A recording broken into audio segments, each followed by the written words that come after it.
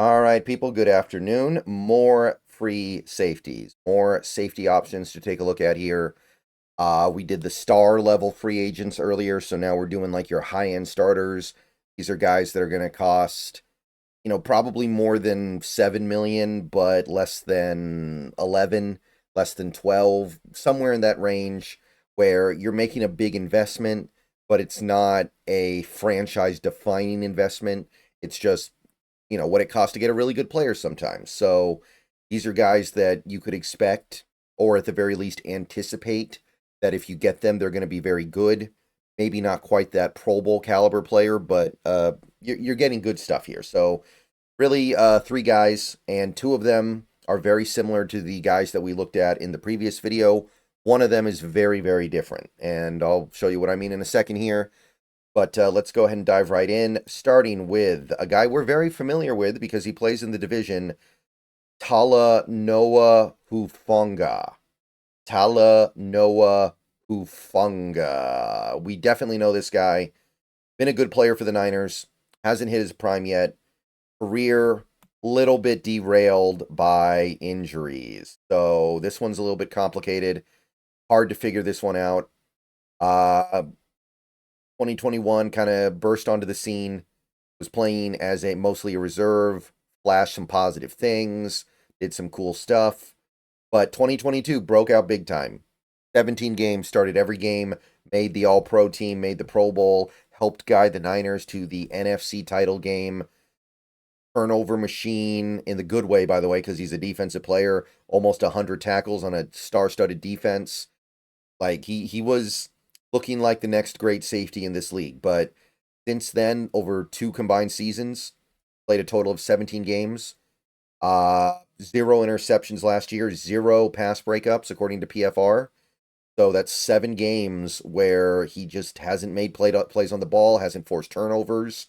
That's a big enough sample size to make you wonder what happened to the player from 2022.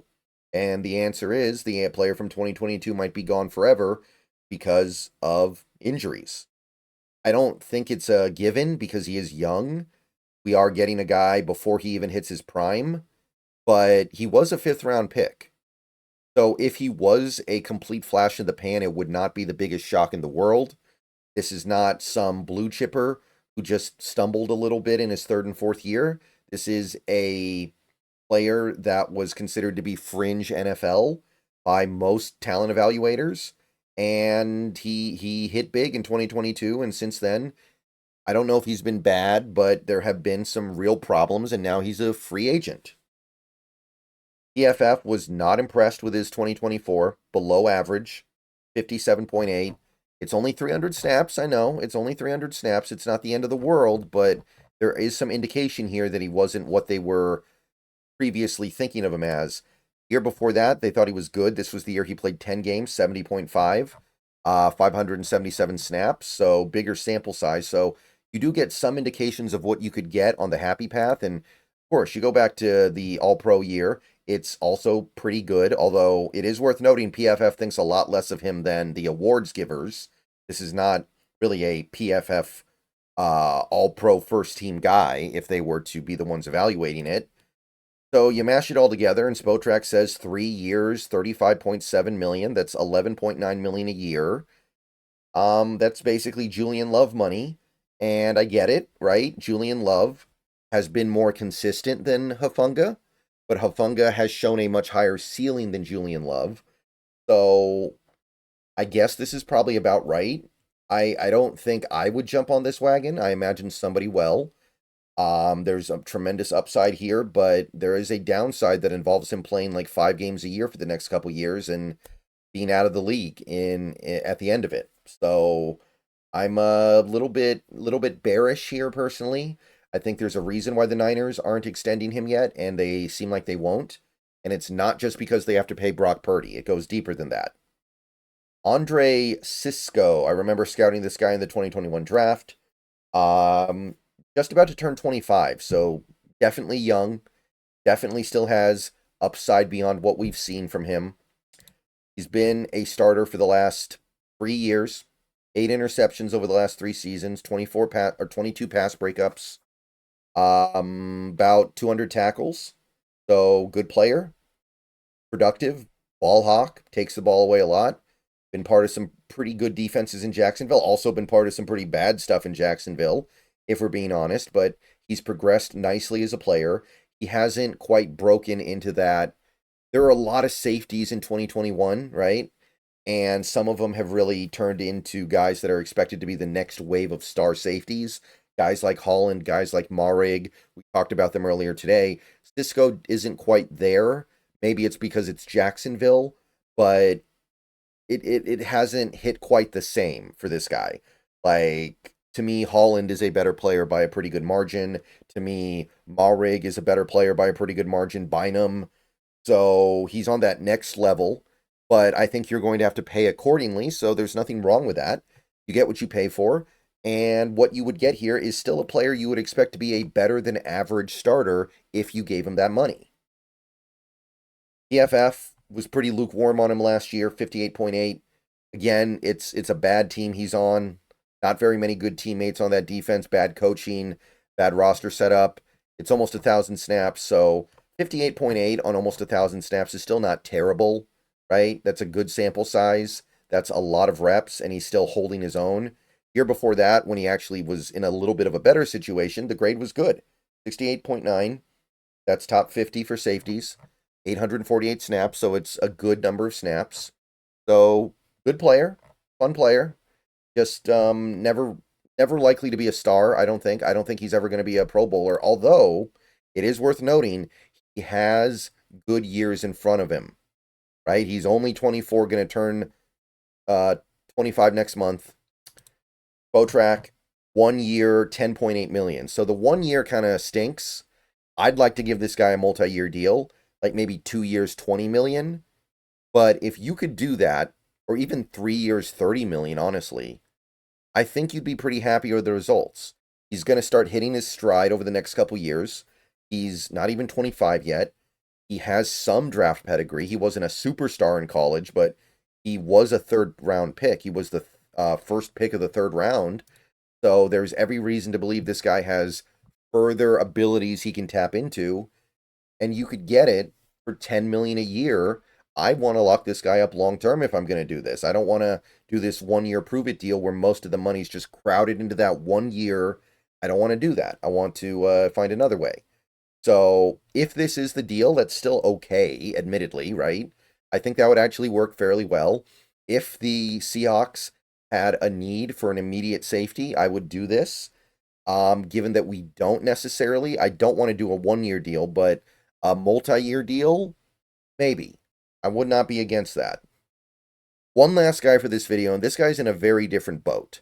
It's Justin Simmons. This guy's in a completely different position than the other two guys. Justin Simmons is a veteran. He's going to turn 32 in November, like midway through the season. He has been a great player in this league, 2-time Pro Bowler, made All-Pro second team 4 times in this league. He's been consistently out there for season after season after season. He's led the league in interceptions, played at least 12 starts in each of the last 8 seasons in the NFL. Missed very little time. A very consistent presence in Denver's and last year's Atlanta's secondary. If Denver was not such a bad team throughout his entire career, this guy would probably have some light Hall of Fame buzz. As it stands, he doesn't, but he could. If he was on a better team that actually was making the playoffs, because he never made the playoffs once in Denver, he's never made the playoffs at all in his career, I think this guy would be getting Hall of Fame buzz, but you got to at some point be on a decent team to make it probably. Unless you're so overwhelmingly good, it doesn't matter, and I don't think that's the case here, but this guy was still pretty good last year for Atlanta. Didn't make the Pro Bowl or anything like that, didn't get that kind of accolade and attention, but he's a player with a great reputation. He's a player with a reputation for staying healthy, consistently takes the ball away, and I think there's going to be a market out there for him for sure. PFF thought he was a little below average last year in 2024. Atlanta's defense, not particularly good. Not a lot of great players around him. A lot of guys that Atlanta got in the offseason were disappointing. Guys like Simmons was kind of an example. And then you had a guy like Matt Judon who was really disappointing. And I'm not inclined to believe that Simmons just suddenly forgot what to do at 31 years old. He's a safety. So I think it has more to do with what they're putting around him. The year before that in Denver, they graded him pretty well on about 1,000 snaps. So 67.9 grade. It seems to me he still has something left. I know the age is starting to become a concern, but I don't think we're there yet. I think that if anything, with a player like this, the age and experience and knowledge helps offset some of the issues you have with a player that is losing his athleticism and speed a little bit. So I think there's going to be a market out there. Now, Spotrac says 1 year, 5.8 million. I feel like it's going to be a little bit more. His Atlanta contract was 7.5. I think the next one's going to be about 7. This guy's reputation is too good to be dinged that heavily by one mediocre season where he had very little to work with. So I think Simmons is going to get like 1 year, 7 million. Now, I wouldn't do that because the Seahawks are not in a position where that makes any sense. Somebody out there will do it, somebody who needs a stopgap free safety that is capable of playing at a high level, and I imagine that team's going to be pretty happy with him. So Justin Simmons, that's kind of your final high-end starter option. And there is downside, right? He could start slipping significantly and kind of downgrade to being a mid-level starter in 2025 or maybe even below that. But I think you are going to have to pay that high rate because this is a guy with a sterling reputation for being one of the best in the league at his position. So that's Justin Simmons. That's your final high-end safety free agent. Let me know what you guys think of this group. Cisco's kind of the guy that jumps out to me here for the Seahawks, but none of it's super appealing, admittedly. Let me know what you guys think, though. I'll see you guys later. More free safety stuff soon. Go Hawks.